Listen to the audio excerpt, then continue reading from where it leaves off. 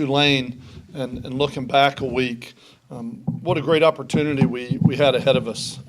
Playing at home on Fox Sports 1 to kick off the Conference USA season for us, to get into it. I thought the crowd was great. The student body was great. There were a lot of things in place to make that a really special night. I'm very grateful to Phil Robertson and Terry Bradshaw for taking time to come in and address the team and talk to them, which I thought they did a great job and had some great messages, and it was a great experience for our players, and it was great as coaches to have the opportunity to be part of something like that. The unfortunate part with the opportunity we had is we really didn't make the most of it on the field. And we talk about the circus outside of college football, and that one had all the makings with the national television, a lot of the people that were here, the crowd, the Thursday night, et cetera. And again, we just didn't make the most of our opportunity. And looking at the game, I said, a lot of respects, it was hard to watch. But there were also some things that I thought were really fun to watch. I enjoyed the way our defense is playing right now. I enjoy some of the things that they're doing with 4 takeaways being created, 2 positive field positions. They started the offense on the 28 and the 11-yard line, 6 sacks. I think they're flying around. They're running to the ball. They gave up 14 points on 2 drives, and out of those 2 drives, they gave up 5 big plays. For the rest of the night, for the other 75 plays they played, I thought our defense played an outstanding football game. The unfortunate part is out of the 2 turnovers the offense had, Tulane had a total of -1 yards off those 2 turnovers and scored 10 points. And the difference in that game was a 9-point game. And that's the thing that's frustrating, turning the ball over on the 2-yard line where they were able to score in one play, and then turning the ball over on the 30-yard line where our defense took them backwards for a total of -3 yards, and they ended up kicking the field goal. It's just hard when you've got guys that are playing that hard that we're not able to become a little bit more productive. I just really think our defense is playing well. I thought Daniel Cobb played the best game since he's been here out of the first 3, was all over the field. He's a senior. It's showing. His leadership is showing. I think he's doing a great job, and the linebackers are really coming with him and Mitch Villamez, and you can see him getting better and better each and every game. The defensive front continues to play outstanding. IK, Dora, Justin Ellis, Shaq, Vernon Butler, those got names that we've been mentioning 3 weeks in a row now. I think they continue to play really good football for us. And as fun as it was to watch a lot of the things and so many of the good things that are going on on defense, I thought there were a lot of positive and exciting moments in the special teams as well. To have 3 out of our 4 kickoffs being touchbacks, it's the first time we've gotten that much consistency, and I thought Kyle Fisher did a nice job kicking the ball off. We tried to put some Band-Aids on our kickoff team because a week ago against Lamar, they started across our 40-yard line 3 times with their kickoff return. They had 1 return Thursday night for 18 yards. I thought our kickoff team did a much better job, but I thought the punt return was exciting. They really had 2 big plays in that game. The one where they created the positive field position and Blake Martin tackled their punter on a bobbled snap. And then I think the punt return is one of the most exciting plays in football. And to see Andrew Gilliott and his effort and what he did to take that punt and go the length of the field. We had set it up. We talked about it. There were some great blocks on that play to give him an opportunity to spring, but I thought it was a great individual effort. Unfortunately, at the very beginning of it, we had a push in the back that ended up negating it and bringing it all back, but I thought there were a lot of things to build on in the kicking game. We do need to get more consistent in punting and kicking the ball. After a 15-yard punt, I think it was, I started letting Gerald Schaus punt, and I thought he went in and did a nice job. Had a couple big punts, but we definitely have to get more consistent in our special teams. The area where we got to get better, and the area that I'm going to say as a unit we are really struggling right now, is on the offensive side of the ball. We are not getting the productivity really out of our offensive line and our quarterbacks like we need to get. We've got to get better in those 2 areas. I think we've got way too much pressure on the quarterback. And when we don't have pressure, we're not able to give our wide receivers an opportunity to catch the ball. I don't think we threw the ball very accurately. I just think we've got to get much more productive at those two positions. I think some guys at receiver are really playing well. We talked about Andrew Gilliott and the effort that he's putting forth and what he's doing for us. DJ Banks, I thought, played an excellent football game. We just weren't able to get the ball in his hands. He didn't have a catch, but I thought he played 75 plays as hard as anybody on the field. I think Sterling Griffin's doing some good things. Richie Casey is very solid. He's there every down. He catches the ball. He runs good routes. We've just got to give those guys a few more opportunities. But Tevin King is a dynamic playmaker. We've just got to get a little bit more consistency in our running game. And that's where you look at, we've got to get 11 guys all doing the right thing at the same time. On defense, you've got 10 guys literally that could be picked up, carried down the field, and put on their back. And if one guy beats a block and makes a tackle for a minus 5-yard gain, everybody jumps up and celebrates.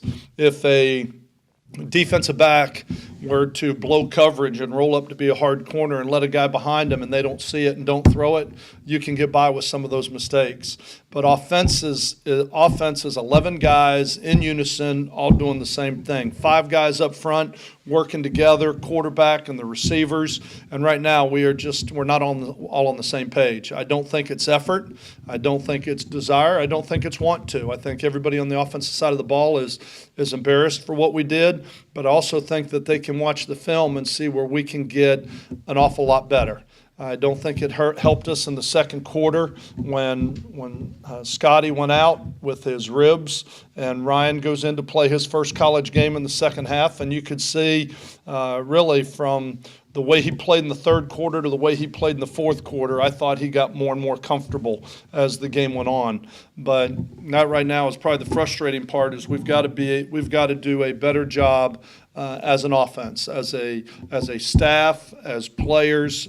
We've got some guys that really need to come around. And when we talk about inexperience, there's 5 guys off that football team on the offensive side of the ball that are on an NFL roster right now. When you look at a quarterback, 2 tackles, and 2 wide receivers, we've got some pretty big shoes to fill. Then we've got some guys that have to step up, and that's where I say that we are continually a work in progress. I think these players' attitude, their togetherness, the morale really is I'm not going to say it's damaged. I'm going to say they're determined. I think they're probably more determined than ever. I think they're staying together, and they want to get it straight. They realize that we have 9 games left, and I think there's an awful lot of fight in this team, and we're really excited about the opportunity we have this week to play a Big 12 opponent like Kansas. And looking at Kansas and going to play up there this week, I think when you look at them, they have kind of through recruiting brought in a number of JC transfer type players. They're a very talented football team, but they're probably in a very similar situation to us. They're trying to all get on the same page and get it all to gel, become a big melting pot and get it to all come together. But they are very, very talented. When you look at them on offense, I think their quarterback has got a huge arm. I think it's it's the best arm that we've seen so far this year. He's got a huge arm, strong arm. He's a transfer coming in there, very talented player. Their offensive line is very big. The wide receiver, number 3, is a big play receiver. They're going to try and get him the ball everywhere they can. They're going to line him up at running back, at Z, at X, at H, at Y. They're going to line him up everywhere, and more or less they're going to try and get the ball to him, and he is a dynamic, big playmaker that can break tackles and has the speed to go the distance and put some points on the board, and I think he's the most explosive player they have on the offensive side of the ball. Running backs are very solid, run very hard, big and physical, as you would expect a Big 12 running back to be. Their defense, they've got a huge defensive line. They are very big. They're very athletic. Athleticism is certainly not something that they're short on. They have 3 starters back from last year. They have 7 guys that played quite a bit, and they have 7 transfers. So when you look at them, they've got an awful lot of new faces that are on the field, that are in the mix. I don't think you can look at last year's film. Doesn't do you a lot of good. They're running a different scheme this year, a lot more 3 down than they are their 4 down. I think their Mike linebacker, number 31, is all over the field. I mean, at Rice, I don't know how many tackles he had, but he's in on almost every tackle or right around it if he's not in on it. He plays extremely hard. He's about a 230-pound middle linebacker, and I think he is their most effective player on defense. And as I said, he's a guy that you need to know where he is at all time. Their corners are good, and they play a lot of man coverage. So a lot of what we saw Saturday, I would imagine, is what we're going to see. A lot of what we saw Thursday is what we're going to see Saturday. I think the challenge for our offensive staff, we've got to have a plan for what we saw Thursday night. I don't think we did a good enough job with it Thursday night to give our players something that they can execute against it. We've got to help them a little bit more, and that's what this week will be all about, because we do realize that we're going to get an awful lot of man coverage, and we have to have a plan. Their special teams, kickoff, I would not imagine our kickoff return will get another opportunity. They kick pretty much everything out of the back of the end zone as touchbacks on their kickoff team. The one that kicks off, their junior college transfer, is also their punter and averaging about 45 yards a punt. They have a very good special teams. They're very solid, and they kick the ball very well. So it ought to be a great challenge for us. Nobody likes to lose. Nobody likes to lose, especially with everything starting Conference USA and the opportunities that we had in this game. But we can't change the past. All we can do is go forward. And I think our players have a great attitude and a very determined mindset as we move forward to get some of the things straight, that we're all in this together. You know, as a family with Louisiana Tech, we're all in this together, and we're going to go through some of the growing pains, and we're going to continue to build and grow, and every day we're going to get better and go play this football game and see how much we improved in a week. So looking forward to the opportunity at Kansas. Coach, you got an interesting week. You got a longer week to prepare for Kansas. What have y'all done thus far to start preparing or looking back to Tulane? Well, we sat down Friday. The staff went out recruiting. Friday, the staff went out recruiting. The players came in, lifted and ran, trying to flush their body after a game on Friday. And then Saturday morning, we came in as a staff and watched it. At that point, I saw players in here Friday. I saw them in here Saturday watching the film. Most of them had already seen the film by noon Saturday. Most of the players came in on their own to watch it. We kind of went through and spent quite a bit of time as a staff on Saturday on Tulane and what we've got to do to get better and where we need to improve and what we need to do a better job of as a staff, giving our players an opportunity moving forward. I think the one thing that everybody is on the same page with, and Jelly said it in the game afterwards, we can't look at it like we're improving defensively. We've got to look at it, if we score 15, we got to hold them to 14. If we score 3, we got to hold them to none. That's how it's got to be, and there's going to be some other games, hopefully, as we go through this season where if we give up 52, we got to score 53, and that's how you have to put it together. So we've spent a lot of time kind of how the pieces of the puzzle are going to fit together offensively and defensively, putting these game plans together for Kansas. We only had one game because they were open the first week of the season, so they've only played 2 games at this point. And we took everything we could off that first game, and then we came in Sunday, kind of took everything we could off the Rice game. The players had off Saturday, and then we brought them back over here Sunday. We lifted and ran and got a good meeting and practice in on Sunday night. They'll then have today off, and I think this open date with the 2 days off being Saturday and Monday, hopefully are going to give a lot of guys an opportunity to heal up some of these bumps and bruises, and a lot of guys in the training room, and hopefully it'll give Ryan a little bit more time to kind of come back from his ribs, or Scotty more time to come back from his ribs, and Kenneth Dixon to come back with his knee. Both of them practiced last night, and I'm encouraged that both of them will have an opportunity to play. Another injury, Jadrick McLeod, is he still out right now? Or he is. He's still probably 2 or 3 weeks away. It's unfortunate he got hurt about the second week of camp with his knee, and it was a non-surgical injury, but it's still about a 6 to 8 week injury. And so we're still waiting on him, hopefully that he can come back and add a little bit more depth to the outside receiver position, because I think we're starting to create some depth. We're making some changes. We're looking at some changes this week on the offensive line, moving a couple people around, trying to find that right combination. And the same thing with the wide receivers. We're trying to do anything we can as a staff to put players in a position where they can make a play for us. And so we're looking at a couple of those things, but when DeCluitt gets back, he definitely gives you some flexibility because of how well he was playing when he got hurt.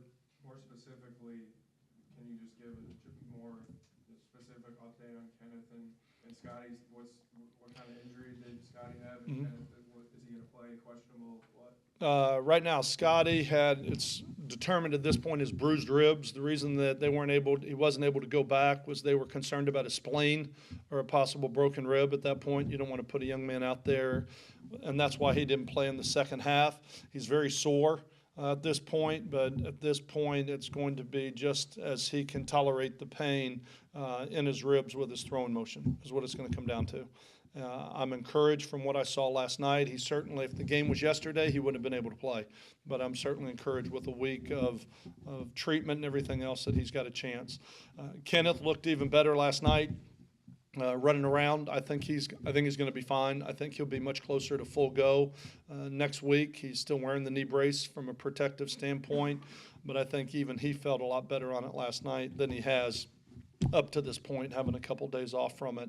And I think he played about 3 plays in the game. And he said he could go. He said, Coach, it feels great, but then watching him run, I didn't feel like he was at full speed. And so that's why I didn't play him anymore in that game. So is it fair to say both are probable? Yeah, they're both probable. Right now, I believe they're both probable. We'll see as the week goes on, but I think they'll both probably play. In terms of, you said it was a tough game to watch, but in terms of what you guys need going forward, how much can it be a turning point going into this game? This game right here be a turning point for your team? You know, I think we had a great meeting last night. I think Andrew will probably be able to comment on that a little bit more than I can, just from a player's perspective on how they're looking at it offensively. But the thing that I think everybody's got that mindset right now is we got to get this straight. We got to get it straight. We got to take ownership. And when you watch that film, we left a lot of yards and a lot of production on the field, and it's what we do. Because right now I'm more concerned about us blocking the right guy, going where we're supposed to go, making the right read, throwing it where. Because when you go back and watch the film, and then you say, okay, where's your read take you? I should go here, and you look and the guy's standing there wide open, and we're throwing it into the boundary, into coverage. I mean, I think the players are even looking at it and going, you know what, I can do that. I can do that. You know what? I can make that block. I can make this run, et cetera. And I think they're very determined. It's a proud group. They've worked extremely hard. They want to be good. And I do think this can be a turning point. And I think if it hurts bad enough, then you come in here and say, okay, what do we got to do to get it straight? But I thought we had a great meeting last night just from an accountability standpoint and everybody being able to look at it. We watched the film as an offense and as a defense, not as position groups individually. We watched them as units, just so our secondary would have to be accountable to our D-line, and our linebackers would have to be accountable to our secondary, and the same thing on offense, that when we're sitting in there, that the whole football team sees, you know, what we need to do as an offensive line, as a quarterback, as a receiver, as a running back. And I thought it was a very productive meeting. Coach, when you look at the changes at offensive line that y'all have coming for this week, is it similar to what you did in the fall, moving guys from tackle to guard and that kind of thing, or is it some guys that maybe haven't played as much getting put into the starting lineup? If I had 3 shells up here, I could move them around and show you kind of some of the things that we were doing. We're just taking a look at whatever we have to do right now. We're looking at who is grading well, who's really close. I mean, I think right now I think our tackles are playing pretty well. I think between Graffrey Bell and Yen Danielson, there's some really good things going on up with those 3 at tackle. But we've got to look to secure some things and get a little bit better inside at our guards and centers. And so we're going to take a look at some things. The danger to this is how much movement. You don't want to move everybody around where you're starting at square one again.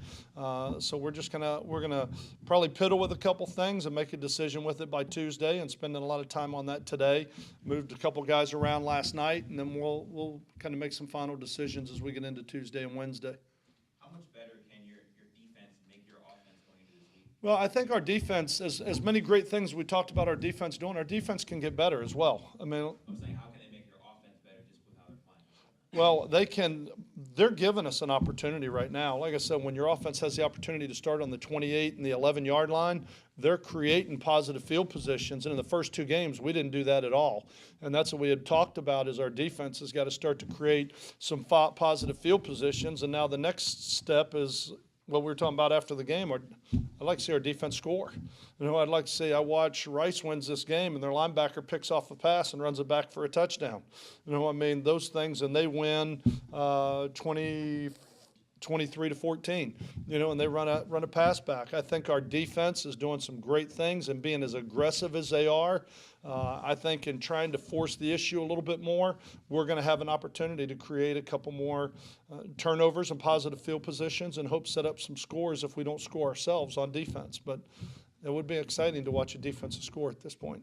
What are some of the challenges of playing on the road? I know you guys don't have a home game for a while, so what are Right. some of the challenges of bringing you guys together? Crowd noise. Being at NC State, I think this may sound like it isn't a lot, but a lot of these players now have 3 games under their belt, and I think having the experience at NC State will help a lot of them. When you play on the road, it's crowd noise. You can't communicate as well. You can't, substitutions. From a personnel standpoint, substitutions on special teams, getting your calls in special teams and getting everybody out on the field on the same page. Those are some of the challenges on the road, but it's the same field if we just worry about what's going on in between the lines. With some of the pre-snap penalties we've had offensively, we've got to try and do whatever we can to eliminate them right now. You made the comment last week in the presser along the lines of that coming into the season, you knew that the offense wasn't going to be kind of where it was last year. Right. That said, 3 games in, did you expect that the offense would struggle this much so far? No, I didn't. I thought we'd be a little bit farther along than we are. But again, I didn't realize that the quarterback we had as a starter wouldn't be playing and our starting tailback would be out and we would be playing with some of the twos. There are some positions that I think are playing a lot better than I thought. I was concerned. I talked about our concern about receivers coming into this season. But I think our receivers have really played well. I think they've played well. I think they've played with guts, with heart, with toughness, with aggressiveness, with an attitude. I've really been encouraged. So we're not probably being as productive as I thought maybe we could be on the offensive line and at quarterback, but there's some other areas that I think we're really doing some really good things. And that's why I keep saying we've just got to put it all together as an offensive unit. When you look at the big picture, you're having some offensive woes, but at the same time, your defense is probably going to keep you in the majority of the games for the season. Does that help knowing that if the offense does get going, that you're going to be in most of the games because of the defense? Well, it's a whole lot better than not having a defense because then the scores could get ugly. But I think right now, when you look at the seniority, a lot has been said during camp about our defensive line and how well they've been playing. And then I think with the way Daniel Cobb and Mitch Villamez and some of those linebackers are coming, looks like we're going to get Nick Thomason should be coming back this week, get him in it. Wiggins was back last week, but then went out with an injury in that game. And so I think with the way the linebackers are coming, with the way that secondary is starting to evolve, you look at a guy like Adarius Barnes, he had a tough opening game at NC State after all the hype and how we talked about his talents and what we thought that he could be for us this year. But you look at the way Kentrell Bryce has started to come, Xavier Woods, Darius Barnes, Lavander Liggins. All of a sudden, we've got some guys in that secondary that are starting to grow up and really doing some good things. So some of the question marks on defense, I think, have really come along, and those young men have done a really nice job. But offensively, we just hadn't been able to get it all to come together as a unit. And so if we can get some more productivity out of those couple positions, I definitely think our defense gives us a chance to be in a lot of football games. And knowing that you have that behind us takes some pressure off your offense. And that, I've said this in here before, a punt is not a bad play. If we've got to punt the ball and say go 80 yards against our defense to beat us, I don't think there's a whole lot of people that are going to take the ball and consistently drive 80 yards. What we can't do is what we did Saturday where our defense gives up -1 yard and they give up 10 points. We can't put our defense in that position and expect to win football games. I think red zone scoring played a big one in that last game. You guys weren't able to cash in early in the game, and instead of taking a 14-0 lead, it was only 6. Right. Tulane in. Is that something that's a simple fix to kind of change your red zone score, or is that something that's going I don't think it was so much the red zone as much as it was, we had those same problems in the field. You jump, we have a center doesn't hear the snap count. We've got 9 guys jump and we don't snap the ball. All of a sudden you're at, now you got to go 15 yards and then you come up on 4th and 3. So if we don't jump off sides, we make the first down, and now you're inside the 3 and you're going on 1st and goal. Tevin King's long run, he goes outside, makes a great run, some great blocks. We get down the field, we're out on the 3, we line up, we jump off sides. Now we're on the 8, and then you run the ball, you have an incomplete pass, next thing you know, you're kicking a field goal. And so I don't think it's so much just the red zone woes as much as it's offensive woes. And I think some of the things that are biting us right now in the red zone are the same things that are biting us in the field. And that's why I talked about pre-snap penalties and lost yardage plays are 2 things that we've got to be able to eliminate as an offense. And if we can just get to the point where we're not taking penalties, going backwards, taking lost yardage plays, I think we have a solid running game. I think our quarterback can be good. I think he can do a nice job. Our receivers are playing well, and all we need is 10 yards, and if we can't get it, punt it away and say, defense, you know what, let's go get it. And at some point in time during that game, our defense is going to create a positive field position. Defense or kicking game will create a positive field position for us. But as a young team, I think that's what we need to do. I know there was some criticism for how much we protected the quarterbacks early in the season. We were very conservative with them. But I think right now as an offense, with as much inexperience as we have out there, that's what we need to do to win with our defense capable of playing the way they are. And really, I think our special teams have really done a nice job so far this year. You mentioned Daniel Cobb's twice already, but Yep. Obviously with the tackle for losses and everything, you think it's kind of a second transferring in and being able to make this impact so far in this 2 games? Is it what? Like a second chance, kind of him revitalizing his career in a sense, coming here and being so productive? I think there's part of that. There's a light at the end of the tunnel when you're a senior. You start to realize this is the last one. I want to have no regrets. I'm going to put it all on the field. You also understand it. You're more mature. You've been around the game. You understand how it's played. You understand the role that you play. But Daniel Cobb has come in and become a leader for us. I mean, he's vocal, he's flying around, he's talkative. I mean, he's come right in, and his personality, I think, has brought an awful lot to the defensive side of the ball. And as a linebacker, you're tied into the front, into the secondary. And I think Daniel has really been accepted because of his commitment, his work habits, and the way that he's coming here kind of with that back up against the wall mentality that you talked about, where this is like my last chance in my senior year. But I think even Andrew could attest to that. It's a little bit different going through your senior year because you realize this is the last time. I'll say that. I don't think it's ever been truer, but freshmen and sophomores want to play, juniors want to start, and seniors want to win. And I think Daniel Cobb is showing that in the way that he's playing right now.